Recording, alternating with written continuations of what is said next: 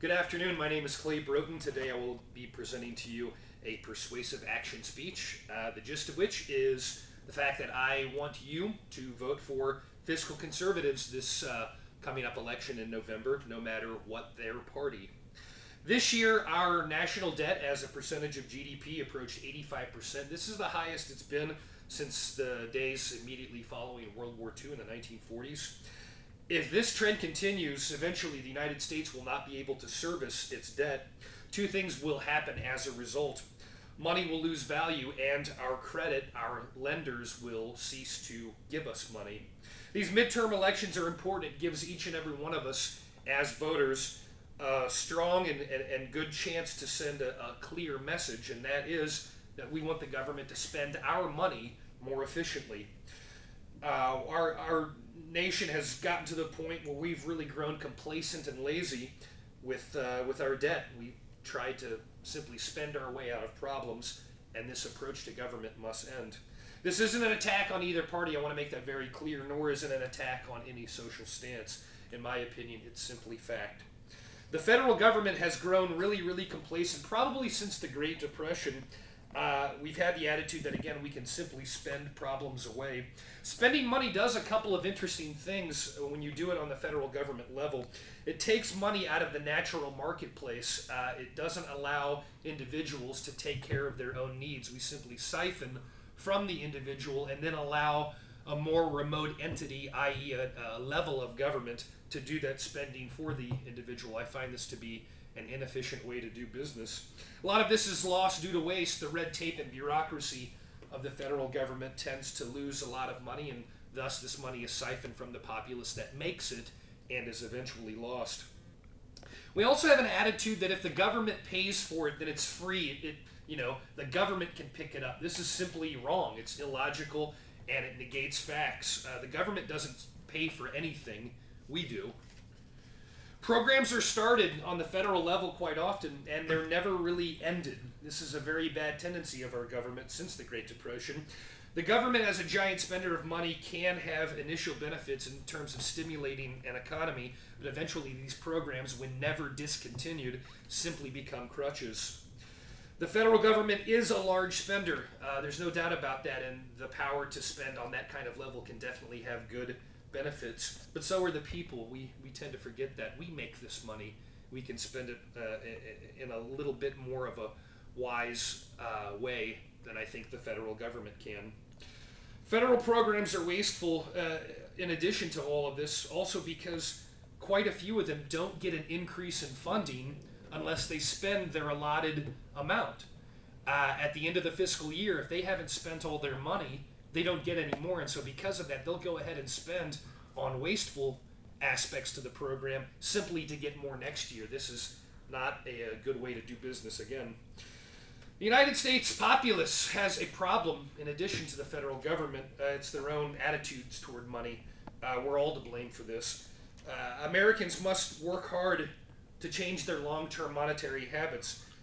Unfortunately, Americans have a very nasty tendency to spend almost all of their disposable income. Rick Collar in the website Americans Still Not Saving Enough of Their Income really shows this quite well. This creates a need eventually for massive federal spending as a safety net. People aren't doing it for themselves, and so the federal government has to step in. Voters see this suffering, even those who do save enough, and think to themselves, well, we have to elect more progressive or perhaps more liberal politicians to take care of these people, but essentially it's our fault. Now, I'm not saying that good people don't have horrible things happen to them and there's a complete lack of a need for a safety net, but this goes way beyond that in terms of waste and people's detrimental habits. All people are linked in economies, particularly in today's world with the world economy. But if you don't have your own security at the forefront of your mind at all times, you'll hurt every class in our society. People wealthier than you, people not as wealthy as you. Only the individual can know the needs of the individual. No government can ever truly understand what person X needs more than person X. This is simply logic and not an opinion. That being said, if people do need assistance, if they do need help, A safety net is essential, but that safety net needs to be provided to the people by a government that is as close as possible, i.e., a state government or perhaps even a local government is going to be less wasteful than a government far removed from people it serves. Saving income, it's something that Americans don't do enough of, and it is detrimental in the short run. Takes money out of circulation, but it's good in the long term.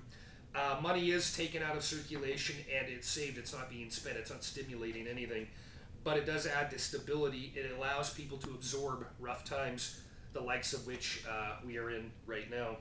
Government kind of encourages this bad behavior by providing that safety net, and it doesn't force individuals to be responsible because there's always something to fall back on. Again, this is a good thing in an emotional way, but a bad thing probably long term because it encourages bad behavior.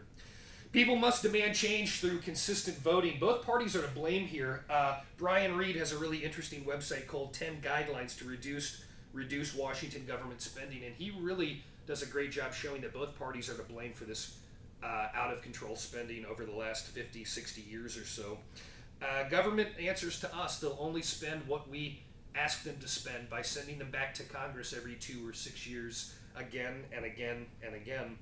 However, if this continues to happen and change doesn't happen soon, 3 things will occur. When debt reaches 100% of gross domestic product, many economists think we will simply have to inflate away our debt. Joshua Eisenmar on the website, Using Inflation to Erode Public Debt, says we'll simply print more money. And if this happens, bad things will happen to our economy. U.S. currency will dramatically lose value, and leaders and lenders across the world will be less apt to loan us money. In conclusion, in 1946, debt as percentage of GDP was approximately 108%. That's according to Alan Winkler's book, Homefront USA.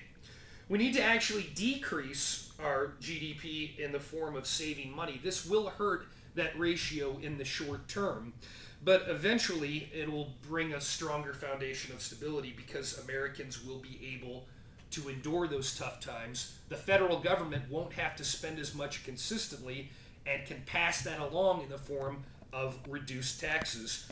Thus, in the long term, GDP will rise and our debt will decrease. We must make a concerted effort starting this November to elect representatives who are fiscally conservative that will put these policies into place.